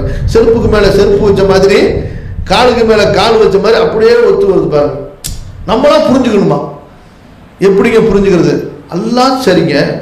இப்ப நீங்க அல்லாஹ் ரஹ்மான்னு சொன்னீங்கன்னா என்ன அர்த்தம் புரியுதா? எப்படி உள்ளார போறாங்க பாருங்க லாஜிக். என்ன அர்த்தம்? அளவற்ற அருளாளன், கருணையாளன். சரிங்க, கருணையாளன்னு எப்படி அவங்கள நீ சொல்லுவீங்க? யாரு மேலேயாவது கருணை செஞ்சாதானே சொல்ல முடியும். இவரை நீங்க கொடையாளின்னு சொல்றீங்க. உங்க பேரு என்ன? ஃபர்சான் பாய். ஃபர்சான் பாய் கொடையாளின்னு சொல்றதா இருந்தா, இப்ப இவரை கொடையாளின்னு சொன்னா என்ன செஞ்சிருக்கணும்? இவரு கொடை கொடுத்திருக்கிறத யாராவது பார்த்திருக்கணும். அப்ப அங்க ஒரு கொடை கொடுக்கப்பட்டவர் அல்லது இரக்கம் காட்டப்பட்டவர். இப்போ ஒருத்தர் போறாரு, வயசான ஒரு பாட்டியோ ஒருத்தங்க இருக்கிறாங்க, ஒரு 10 ரூபாய் 5 ரூபாய் 20 ரூபாய் கொடுத்துட்டு போறீங்க. இவர் இரக்கம் உள்ளவருங்க. எப்ப சொல்றீங்க? அவர் அதை செஞ்சதுக்கு பிறகுதான் நீங்க சொல்றீங்க. சில பேருக்கு புரியும், சில பேருக்கு புரியாது. இருந்தாலும் மேக்சிமம் எல்லாருக்கும் புரியுற மாதிரி சொல்றேன். அப்ப அங்க அந்த இரக்கத்தின் ஒரு செயல் நடக்காம அவரை இரக்கசாலின்னு யாரும் சொல்றோமா? அது நடந்ததுக்கு பிறகு அவரை இரக்கசாலிமோ. கொடை கொடுக்கப்பட்டதற்கு பிறகு, தர்மம் கொடுக்கப்பட்டதற்கு பிறகு கொடையாளி, தர்மஹத்தா, வள்ளல் அப்படின்னு சொல்லுவோம். கோபக்காரர், கோபம்னு ஒரு நிகழ்ச்சி நடந்திருக்கணும், இவரா கோபக்காரர் அப்படின்னு சொல்லுவாங்க. ஆனா இவரை பத்தி எதுவுமே தெரியாதுன்னு இருக்கும் பொழுது, இவர் எதையுமே செய்யலன்னு இருக்கும்போது அது சொன்னா சரி வருமா? அது சரி வராது. அப்ப அல்லாஹு தஆலா படைப்புகளுக்கு முந்தி தானே. இது நான் அவங்க சொல்ற லாஜிக்கை சொல்லிட்டு இருக்கிறேன். அல்லாஹு தஆலா படைப்புகளுக்கு முந்தி தானே. அவன் மட்டும் தானே தனியா இருந்தான். படைப்புகளே இல்லை இல்ல, படைப்புகளே இல்லை இல்ல. ரஹ்மான் ரஹீம்ங்கிற பேர்லாம் எப்ப வந்துச்சு? படைப்புகள் வந்ததுக்கு பிறகுதானே வந்துச்சு. அப்ப படைப்புகளுக்கூட சேர்த்து பார்க்கும் பொழுது அல்லாஹ்வை நீங்க ரஹ்மான்னு சொல்லணும். தனியா அல்லாஹ்வை நீங்க ரஹ்மான்னு சொல்லிட்டீங்கன்னா அல்லாஹ்வை ஷிர்க் செஞ்சிட்டீங்க, அல்லாஹ்க்கு ஷிர்க் வச்சிட்டீங்க. ஏன் அப்படின்னு சொன்னா, அப்ப படைப்புகளே இல்லாமல் இருக்கும் பொழுது அல்லாஹ் ரஹ்மான், அல்லாஹ் அல்லாஹ் அல்லாஹ் மட்டும்தான் இருந்தா, அப்ப ரஹ்மானா கிடையாது. அல்லாஹ் வெறும் அல்லாஹ்வா தான் இருந்தா ரஹ்மானா கிடையாது. இல்ல நீங்க அல்லாஹ் அப்பயும் ரஹ்மானை ஏத்துக்கிட்டீங்கன்னு சொன்னா, அப்ப அல்லாஹ்வோட சேர்ந்து எதுவும் படைப்பு இருந்துச்சோ, அப்ப அதுக்கு அல்லாஹ் கருணை காட்டினானோ, அதனால அல்லாஹ்க்கு ரஹ்மான் பேர் வந்துச்சுன்னு அர்த்தமா போயிடும். அப்ப அல்லாஹ் அந்த படைப்பும் ஆரம்பத்திலிருந்து இருக்கிற மாதிரி வந்துடும். அப்ப அல்லாஹ் முந்தியவன், அவனுக்கு முந்தி எதுவுமே கிடையாதுங்கிற அர்த்தம், வார்த்தைக்கு அர்த்தம் கிடையாது அப்படின்னு குர்ஆனுக்கே லாஜிக் பேச ஆரம்பிச்சிட்டாங்க. புரிஞ்சுக்கிட்டீங்களா உங்களுக்கு? அப்ப அல்லாஹ் அறியக்கூடியவன் சொன்னா அறியப்படக்கூடிய ஏதாவது இருக்கணும்ல, அப்பத்தானே அறிந்தவன் அர்த்தம் வரும். எதுவுமே இல்லாம அறிந்தவன் சொன்னா எப்படி அது? அப்ப அறியப்படக்கூடிய விஷயங்கள் எல்லாம் படைக்கப்பட்டதுக்கு பிறகுதானே வந்துச்சு, படைப்பு ஒன்று நிகழ்ந்ததுக்கு பிறகுதானே வந்துச்சு. அதனால அல்லாஹ்வை நீங்க அறியக்கூடியவன்னு சொன்னீங்கன்னா ஷிர்க் வச்சிருவீங்க. அந்த படைப்புகளோட ஒப்பிட்டு பார்க்கும் பொழுது படைப்புகளை அல்லாஹ் அறிகிறான் அப்படின்னு சொல்லும் பொழுது அல்லாஹ் அறிகிறான், அவ்வளவுதான். அல்லாஹ்வை தனியா அல்லாஹ் அறிந்தவன்னு சொன்னா ஷிர்க் ஆகிவிடும். போட்டு குழப்பி கடைசியில இதான் தௌஹீதுன்னு பரப்ப ஆரம்பிச்சிட்டாங்க. நீங்கள்லாம் அல்லாஹ்க்கு யாரெல்லாம் அல்லாஹ்வுக்கு அழகிய பெயர்களை பண்புகளை ஏற்றுக்கொண்டீங்களோ அவங்க எல்லாம் அல்லாஹ்க்கு ஷிர்க் செஞ்சு விட்டீங்க. சரிங்க, இப்போ வாங்க, இந்த பிரச்சனை இவர்களுக்கு எங்கிருந்து ஏற்பட்டுச்சு? ஷார்ட்டா புரிஞ்சுப்போம். அறிவை கொண்டு. இந்த அறிவை கொண்டு எப்படி சிந்திச்சாங்க?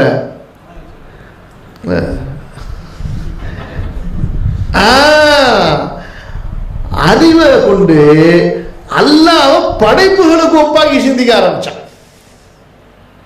இப்ப எனக்கும் உங்களுக்கும் ஒரு பேர் வரதா இருந்தா அங்க ஒரு நிகழ்வு இருக்கணும். சரியா? ஒரு ஆசாரின்னு சொல்றதா இருந்தா அவர் ஏதாவது ஆசாரி வேலையை பார்த்திருக்கணும். ஒரு பெயிண்டர்னு சொன்னா ஒரு பெயிண்டர் வேலையை பார்த்திருக்கணும். புரியுதா? அப்ப மனிதர்களை கொண்டு அல்லாஹ்வை எடை போட ஆரம்பிச்சாங்க. இன்றைக்கு அப்படித்தான் செய்யறாங்க. தௌஹீதுங்கிற பேர்ல அல்லாஹ் அரிசில இருந்து இறங்குறான்னு சொன்னா அப்ப அரிசி காலியா போச்சுன்னு தானே அர்த்தம். இப்ப நீங்க மாடியில இருந்து கீழே இறங்குனீங்கன்னா மாடியில நீங்க இல்லைன்னு தானே அர்த்தம். எப்படி பாருங்க, சேம் ஒத்துடுதோ இல்லையா பாருங்க. இல்ல நான் விளையாட்டுக்கு சொல்லல, அவங்க சொல்றத அப்படியே வார்த்தை மாறாம உங்களுக்கு சொல்றேன். ஹதீஸ்ல அல்லாஹ் ஹதீஸ் குதுசில அல்லாஹ் சொல்றான், நபி ஸல்லல்லாஹு அலைஹி வஸல்லம் சொல்றாங்க, அல்லாஹ் அர்ஷில இருந்து இறங்குறான்னு சொல்றாங்க. இரவுடைய கடைசி மூன்றுல கடைசி பகுதியில இறங்குறான்னு சொல்றாப்புல. அல்லாஹ் சொன்னதை அல்லாஹ்வுடைய கூற்றாக ரசூலுடைய கூற்றாக ஓமை இல்லாம ஏத்துக்கிட்டா உனக்கு ஈமான்ல எந்த பிரச்சனையும் வராது. நீ அல்லாஹ்வை கொண்டு போய் இப்ப மனிதர்களோட சம்பந்தப்படுத்தினு சொன்னா அப்ப என்ன கேட்கிற? ரெண்டு கேள்வி கேட்கிறாங்க. உலகத்துல எங்கேயாவது மூணுல ஒரு பகுதி இருந்துகிட்டு தானே இருக்கும், உலகம் சுத்திக்கிட்டு இருக்கும் பொழுது. அப்ப அல்லாஹ் அரிசிலேயே இல்லையா, மொத்தமா கீழே வந்துட்டானா? அல்லாஹ் எப்போதும் முதல் வானத்துல தான் இருக்கிறானா? அப்ப இந்த காலத்திற்கு உட்பட்டது படைப்புகளா அல்லது இந்த படைப்புகளை படைத்த அல்லாஹுவா? முடிஞ்சு போச்சு. இந்த காலம் அல்லாஹ்வால் படைக்கப்பட்டது. சூரியன் சந்திரனுடைய இரவு பகல் என்பது இதற்கு முன்னால் கிடையாது, அல்லாஹ் படைத்தது. இது யாருக்கு? இந்த துன்யாவில் வாழக்கூடிய நமக்கு. சரியா இல்லையா? இதற்கு அப்பால் உள்ளவங்களுக்கு காலம் இருக்குதா? காலம் இருக்குது. அப்ப அல்லாஹ்வை காலத்துல கொண்டு வந்து புகுத்துனாங்க. ஒரு தப்பு. இரண்டாவது தப்பு என்ன? அல்லாஹ் இறங்குவது என்பதை மனிதன் இறங்குவதை கொண்டு ஒப்பிட்டார்கள். எனவேதான் இப்ப நம்ம ஃபர்ஸ்ட் ஃப்ளோர்ல இருந்தா கிரவுண்ட் ஃப்ளோர்ல இல்ல, கிரவுண்ட் ஃப்ளோர்ல இருந்தா ஃபர்ஸ்ட் ஃப்ளோர்ல இல்ல. அப்ப அந்த மாதிரி அல்லாஹ் முதல் வானத்துல இருக்கிறான்னு சொன்னா அப்ப அரிசில இல்ல, அப்ப அரிசில வேற யார் வந்தா? இப்படியே கேட்கிறான் கேள்வி. அஸ்தக்ஃபிருல்லாஹ் அல்-அஸீம். இன்னும் மோசமான கேள்வி கேட்டுக்கிறாங்க. புரியுதுங்களா? இப்ப அப்ப அவங்களுக்கு இவங்களுக்கு இடையில அப்படியே மேட்ச் ஆகுது பாருங்க. அவங்க என்ன சொன்னாங்க? நீங்க அல்லாஹ்வை ரஹ்மான் எதை அல்லாஹ் குர்ஆன்ல திரும்ப திரும்ப சொல்றானா, எப்படிப்பட்ட சிஃபத்துகளை, அந்த சிஃபத்துகளை ஏற்றுக்கொண்டால் ஷிர்க் என்று சொன்னார்கள். இவர்களும் இன்று நம்ம இப்படித்தான் சொல்கிறார்கள். இந்த ஹதீஸ்லாம் நீங்க ஏத்துக்கிட்டீங்கன்னு சொன்னா நீங்க அல்லாஹ் அரிசில இருக்கிறாங்கிறத நிராகரிச்சவங்களா ஆயிடுவீங்கன்னு சொல்லிட்டு. புரியுதா? அப்ப அடிப்படை என்ன? அல்லாஹ்வை படைப்புகளோடு ஒப்பிடாதே. லைஸ கமிஸ்லிஹி ஷைஉன், அவனை போன்று எதுவும் இல்லை. ஒன்று. இரண்டாவது, ஃபலா தத்ரிபு லஹுல் அம்சால், அல்லாஹ்வுக்கு நீ உதாரணங்களை விளக்கங்களை கொடுக்காதே.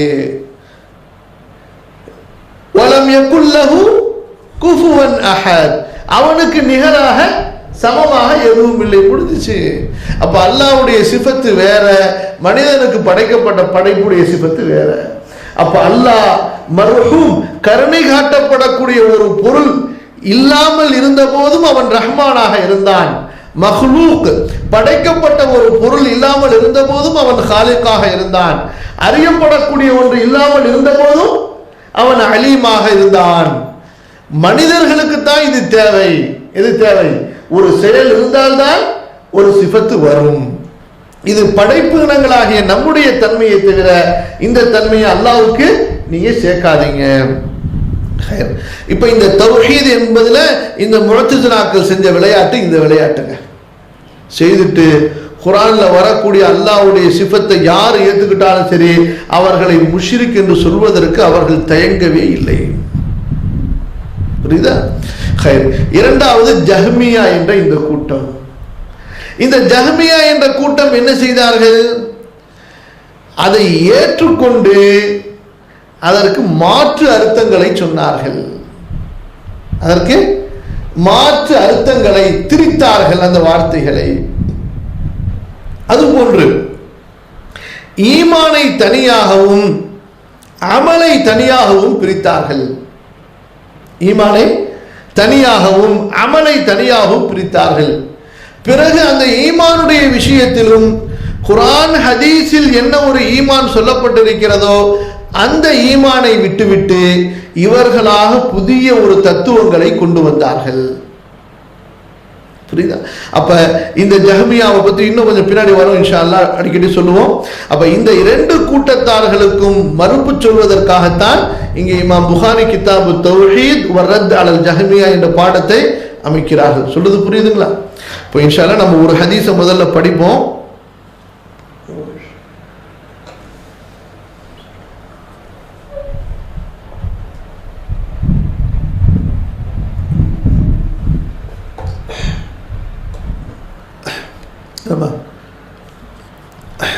இடையில இன்னொரு விஷயத்தையும் கேட்டுக்கொள்ளுங்க.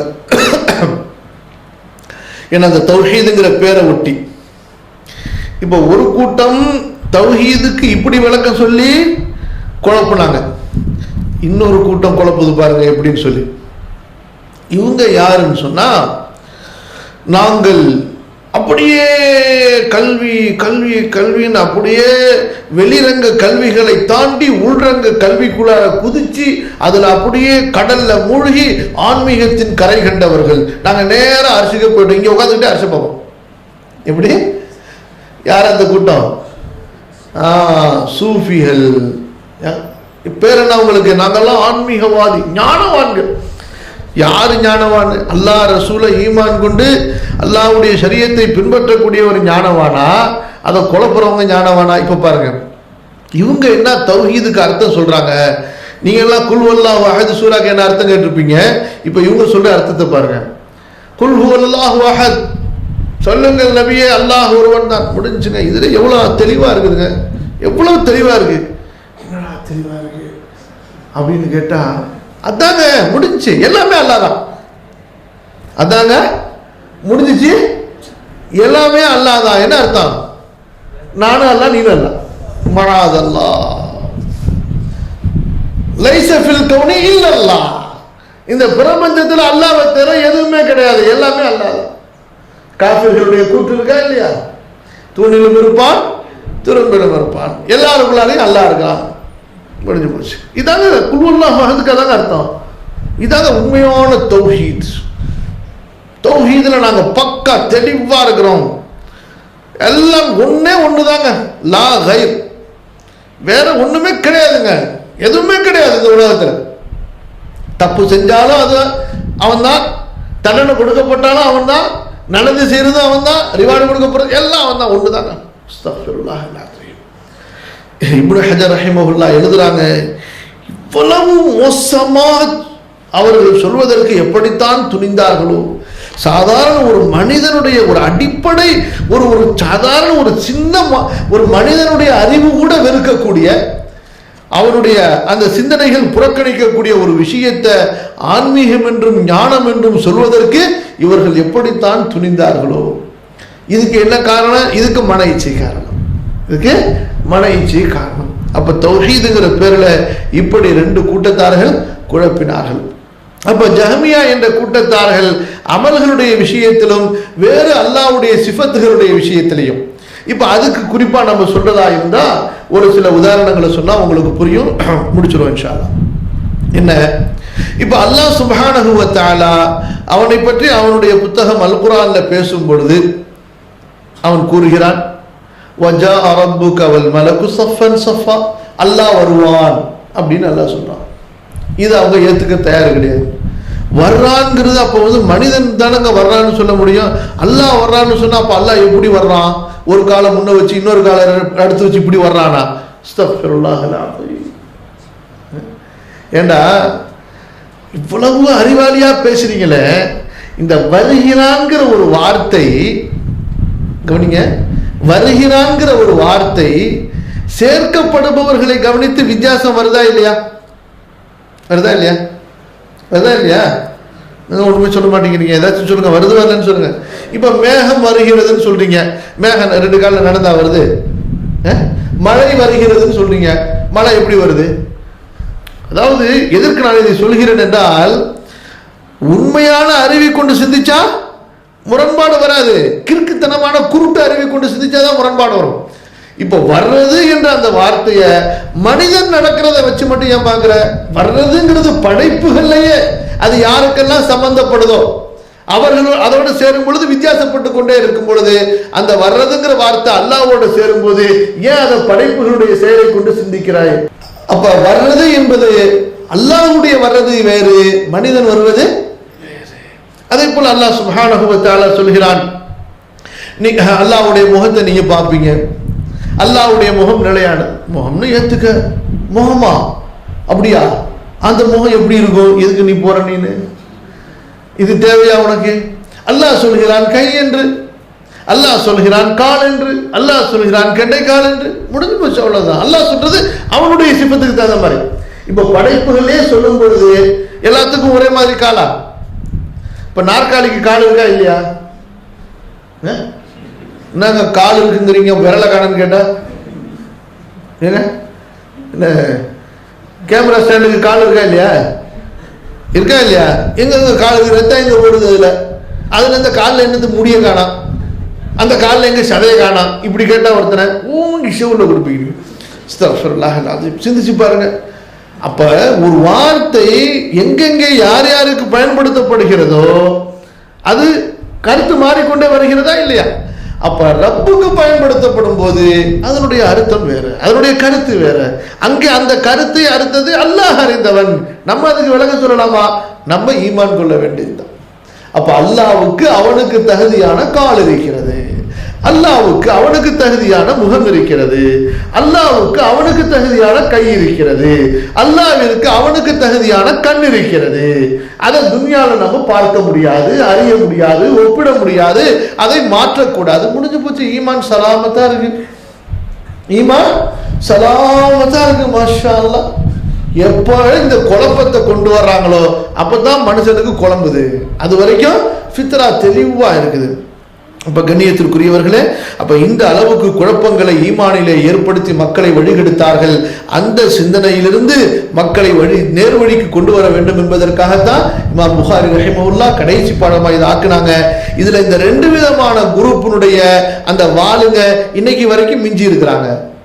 இந்த வாழ்ன்னு சொன்னோம்ல, அந்த அறிவை கொண்டு குதர்க்கம் பண்ணவங்களும் சரி, அதே போல மன இச்சையை கொண்டு குதர்க்கம் பண்ணக்கூடிய அந்த ஜஹ்மியா குரூப்பும் மக்களுக்கு மத்தியிலே பல விதங்களில் பரகி இருப்பதை பார்க்கிறோம். இப்ப ரொம்ப பேர் முஸ்லிம்கள்ட்ட போய் அல்லாஹ் எங்க இருக்கான்னு கேட்டா, நம்ம அரிசியில் இருக்கான்னு சொன்னா நம்மளை கொண்டுருவோம். எங்க சொல்லணும்? அவங்க எங்கேயும் இருக்கிறான், தூணிலும் இருப்பான், துரும்பிலும் இருக்கான். ராமாயணத்துல வந்ததை சொல்லணும். அஸ்தக்ஃபிருல்லாஹ் அல்-அஸீம். யோசித்து பாருங்கள். அப்ப இந்த விஷயத்தை நம்ம கவனத்திலே கொள்ள வேண்டும். இந்த குரூப்பும் இன்றைக்கு இருக்கிறாங்க. அந்த மாதிரி சிந்தனைகளை தவறாக அவர்கள் போதித்துக் கொண்டிருக்கிறார்கள். ஒரே ஒரு ஹதீஸை இன்ஷா அல்லாஹ் நம்ம படிச்சுட்டு முடிச்சிருவோம். கவனமா கேளுங்க. இந்த முதல் ஹதீஸை, அதாவது முஆத் இப்னு ஜபல் இப்னு அப்பாஸ் ரலியல்லாஹு அன்ஹு அவர்கள் அறிவிக்கிறார்கள். ரசூல் ஸல்லல்லாஹு அலைஹி வஸல்லம் அவர்கள் முஆதை அனுப்பினார்கள். எங்கே அனுப்பினார்கள்? யமன் நாட்டுக்கு, யமன் மக்களுக்கு அனுப்பிய போது சொன்னார்கள், முஆத், நீங்கள் வேதக்காரர்களில் ஒரு கூட்டத்தை சந்திக்க போகிறீர்கள், அவர்களிடத்தில் நீங்கள் செல்கிறீர்கள். எனவே நீங்கள் அவர்களை அழைப்பதில் முதல் விஷயமாக இலா அய்யுஹிதுல்லாஹ், அவர்கள் அல்லாஹுவை ஒருவனாக அஹதாக ஏற்றுக்கொள்ள வேண்டும் என்ற விஷயம் இருக்கட்டும். ஃபைதா அரஃபூ ذلك, தௌஹீதை அவர்கள் அறிந்து கொண்டால் ஃபஅக்பிருஹும், நீங்கள் சொல்லுங்கள், அன்னல்லாஹ், நிச்சயமாக அல்லாஹ் அவர்கள் மீது ஃபரத அலைஹிம் 5 ஸலவாத்தின் ஃபீ யௌமிஹிம் வ லைலத்திஹிம், அவர்களுடைய பகலிலும் இரவிலும் 5 நேர தொழுகைகளை கடமையாக்கி இருக்கிறான். ஃபைதா ஸல்லூ, அவர்கள் தொழுதும் விட்டால் பிறகு அறிவியுங்கள் அவர்களுக்கு, ஃபஅக்பிருஹும் அன்னல்லாஹ் ஃபரத அலைஹிம் ஸகாத் அம்வாலிஹிம், அல்லாஹ் அவர்களுடைய செல்வத்துடைய ஜகாத்தை அவர்கள் மீது கடமையாக்கி இருக்கிறான். அந்த ஜகாத் துஹது மின் கனியிஹிம், அவர்களுடைய செல்வந்தர்களிடமிருந்து எடுக்கப்பட்டு ஃபதுரத்து அலா ஃபகீரிஹிம், அவர்களுடைய ஏழைகளுக்கு திரும்ப கொடுக்கப்படும். ஃபஇதா அகர்ரு பிதாலிக, இதையும் அவர்கள் ஒப்புக்கொண்டால் ஏற்றுக்கொண்டால் ஃபஹுத் மின்ஹும், நீ அவர்களிடத்திலிருந்து அவர்கள் கொடுக்கின்ற ஜகாத்தை ஏற்றுக்கொள், அவர்களை நீ முஸ்லிம்களாக ஏற்றுக்கொள். வதவக்க கராயிம அம்வாலின் நாஸ், ஜகாத் என்பதிலே அவர்களுடைய செல்வங்களில் உயர்ந்த செல்வங்களை நீ பறிக்க முயற்சிக்காதே. ஜகாத் வாங்கும் போது நடுத்தரமான பொருளை நீ வாங்கு. அப்ப ஹதீஸுடைய அர்த்தத்தை நம்ம படிச்சிட்டோம். இந்த கிதாபு தௌஹீது, அதே போல ரத் அலல் ஜஹமியா என்ற பாடத்துக்குண்டான முன்னுரையை படித்தோம். இந்த பாடத்தை இமாம் புகாரி அமைப்பதற்குண்டான காரணம் என்ன, அதனுடைய தேவை என்ன என்ற விளக்கங்களை தெரிந்து கொண்டோம். அதை இன்றைக்கு நம்ம ஏன் படிக்கணுங்கிற அந்த விஷயத்தை நம்ம தெரிந்து கொண்டோம். இப்ப அடுத்து இனி இமாம் புகாரி ரஹ்மஹுல்லாஹ் அவர்கள் சொல்ல போகக்கூடிய ஹதீஸுகளை படிச்சு அதுல எப்படி எப்படி தௌஹீதுடைய விஷயங்களை, ஈமானுடைய விஷயங்களை சொல்ல போறாங்கன்னு நம்ம படிக்கும் பொழுது இன்றைக்கு முதல் ஹதீஸை நம்ம படிச்சோம். இந்த ஹதீஸ்ல இன்ஷா அல்லாஹ் நிறைய விளக்கங்கள் இருக்கின்றன. அடுத்த அமர்வுல நம்ம சொல்லுவோம். இந்த பாடத்திலிருந்து தௌஹீதை இமாம் புகாரி எப்படி போதிக்கிறார்கள் என்ற விஷயங்களை நம்ம இன்ஷா அல்லாஹ் அடுத்த அமர்வுல பார்ப்போம். வருதா இல்லையா வார்த்தை? யுவஹிதுல்லாஹ், வஹத யுவஹிது தௌஹீதன். சுப்ஹானக அல்லாஹும்ம பிஹம்திக அஷ்ஹது அன் லா இலாஹ இல்லா அன்த அஸ்தக்ஃபிருக வ அத்தூபு இலைக். ஸல்லல்லாஹு அலா நபியினா முஹம்மத். அஸ்ஸலாமு அலைக்கும் வரஹ்மத்துல்லாஹி வபரகாத்துஹு.